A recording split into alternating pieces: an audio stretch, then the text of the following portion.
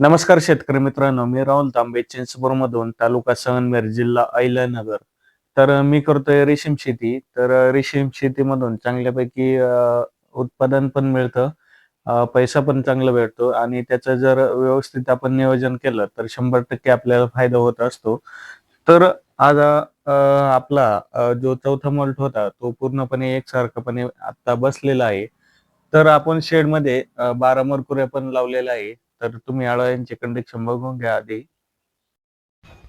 हे बघू शकता, सर्व अळ्या आपल्या मोल्टवर गेलेल्या आहे.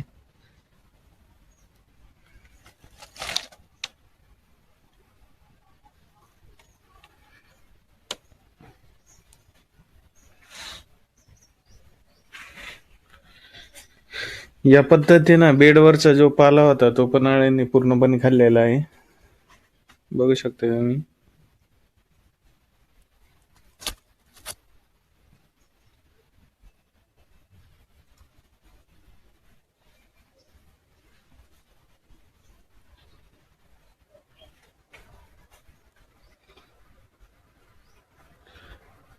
विशेष म्हणजे आपल्या अळ्यांची जी साईज आहे ती एकदम चांगल्या क्वालिटीची आहे आणि ह्या ज्या मरकुऱ्या वगैरे लावलेल्या आहे वरती, त्याचा रिझल्ट पण एकदम खास आहे. हे बघू शकता तुम्ही. आता ते लाईट चालू असताना हे दिसणार नाही, दाखवतो मी. एक तो बोर्ड आहे, हे बघू शकता तुम्ही. या पद्धतीने आपल्या मरकुऱ्या आहे स्टीलच्या. त्याचा एकदम 100% या बाजूला 4 मरकुरी लावलेले आहे. त्यानंतर इथं 4 आहे, त्यानंतर इथं 4 आहे. तर या पद्धतीनं मरकुऱ्या जवळपास 4 ते 12 मरकुऱ्या आपण शेडमध्ये लावलेल्या आहेत. तर प्रॉपरली 100% आळा आपल्या मोल्टवर गेलेला आहे. चौथा मोल्ट आपला बसलेला आहे. तर या पद्धतीने अळ्यांची साईज आहे, तुम्ही बघू शकता. व्यवस्थित जर नियोजन केलं तर 100% फायदा होत आहे आपल्याला. तर या पद्धतीनं आपण शेडचं नियोजन केलेलं आहे. 100% अळ्या आपल्या प्रॉपरली चौथ्या मॉल्टवर बसलेल्या आहे. जर रेशीम शेतीमध्ये तुम्ही जर व्यवस्थित नियोजन जर केलं तर 100% नक्कीच फायदा होतोय. बरेच शेतकरी काम जे करतात रेशीम शेतीमध्ये त्यात थोडा जरी हलगर्जीपणा झाला तर आपल्याला बॅच वगैरे काढणं थोडं अवघड जातं. कारण ज्या त्यावेळी ज्या त्या गोष्टी झाल्या तर 100% रिझल्ट आपल्याला त्यामधून मिळत असतो. पण बऱ्याच शेतकऱ्यांचं झालंय असं का रिझल्ट त्यांना पाहिजे, पण त्या पट्टीत त्यांनी नियोजन किंवा त्या पट्टीत त्यांनी काम केलं पाहिजे त्यामध्ये. तर 100% फायदा होतोय.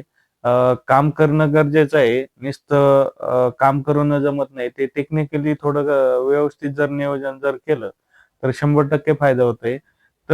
आपण जे रेशीम शेतीमध्ये आपल्याला जे प्रॉब्लेम येत असतात, त्या प्रॉब्लेमवर आपण काहीतरी सोल्युशन म्हणून आपण जो YouTube चॅनल चालू केलेला आहे, त्याच्यामार्फत बरेच शेतकऱ्यांना पण माहिती मिळते. नवीन जे शेतकरी आहे त्यांना पण व्हिडिओच्या माध्यमातून बऱ्यापैकी माहिती मिळत असते आणि त्याचा बराच चांगल्या पद्धतीनं फायदा होतोय.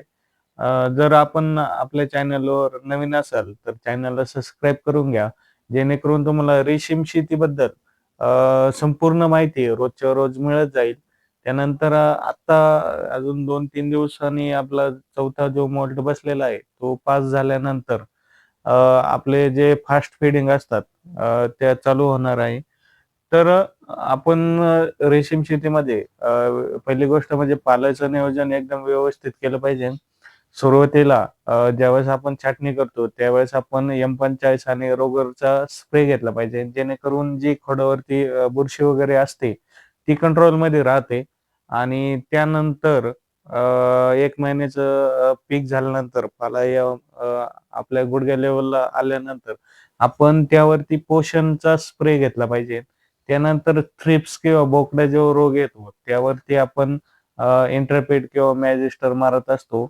आणि बुरशीसाठी झेड78 किंवा क्वांटम टाटा कंपनीचं ते पण वापरत असतो. पाल्याचं नियोजन जर व्यवस्थित असलं, पाला जर तुमचा क्वालिटी असला, तर 100% आपल्या बॅचला प्रॉब्लेम येत नाही.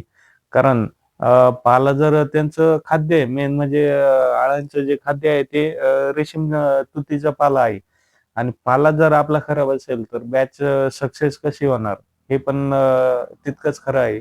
तर त्यासाठी पाल्याचं नियोजन आपण व्यवस्थित 100% आपण केलं पाहिजे.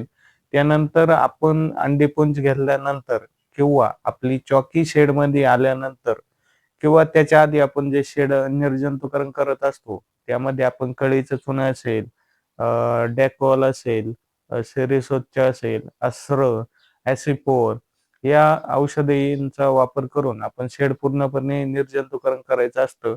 कोब्यावरती आपण ज्यावेळेस डेकॉल मारतो, त्यावेळेस आपण 10 किलो ब्लिचिंग पावडर खाली टाकली, तर जे शेड 2 दिवस पॅक करून ठेवायचे. जे बॅक्टेरिया वगैरे असतात आपल्या शेडमध्ये पहिल्या बॅचचे, त्या पूर्णपणे नष्ट होतात. त्यानंतर आपण कळीचा चुना वापरतोय. या पद्धतीनं आपलं पूर्ण शेड व्हाईट झालेलं आहे. व्हाईट झालं, पण त्याचा आपल्याला एकदम 100% फायदा होत असतो. कळीचा चुना 100% क्लिनिंगसाठी वापरा.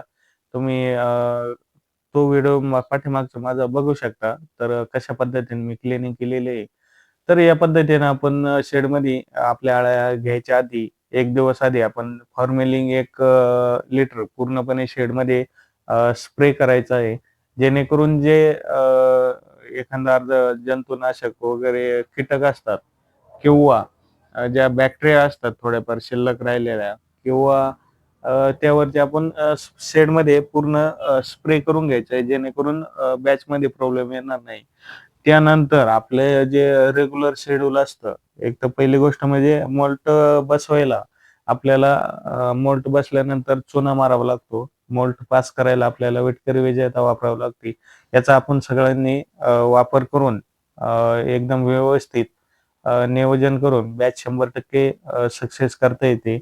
आणि तसे डेली मी व्यस्तच असतो. तर ते व्हिडिओ तुम्ही बघून घ्या. बऱ्यापैकी चांगली माहिती असते आणि इतर पण शेतकऱ्यांपर्यंत, रेशीम शेतकऱ्यांपर्यंत आपले व्हिडिओ पोहोचवण्याचं काम तुमच्या हातात आहे. कारण जेणेकरून जे रेशीम शेती करतात किंवा जे करत नाही त्यांच्यापर्यंत आपला व्हिडिओ पोहोचवा. कारण जेणेकरून त्यांना 100% फायदा होईल आणि आता रेट पण 800 प्लस चालू आहे. आणि त्यातून शेतकऱ्यांना बऱ्यापैकी फायदा होतोय. बऱ्यापैकी चांगल्या पट्ट्या पण शेतकऱ्यांच्या बघायला मिळत आहे. तर 100% आपण रेशीम शेतीमध्ये सक्सेस करून व्यवस्थित बॅच काढून अ, नक्कीच पैसा कमवू शकतो. तर इतर पण शेतकऱ्यांपर्यंत आपला व्हिडिओ शेअर करत जा. जेणेकरून त्या शेतकऱ्यांना प्रॉपरली माहिती मिळेल आणि बॅच त्यांचा सक्सेस होईल. तर आजचा व्हिडिओ तुम्हाला आवडला असेल, तर चॅनलला सबस्क्राईब करा आणि व्हिडिओ शेअर करा. तर चला धन्यवाद.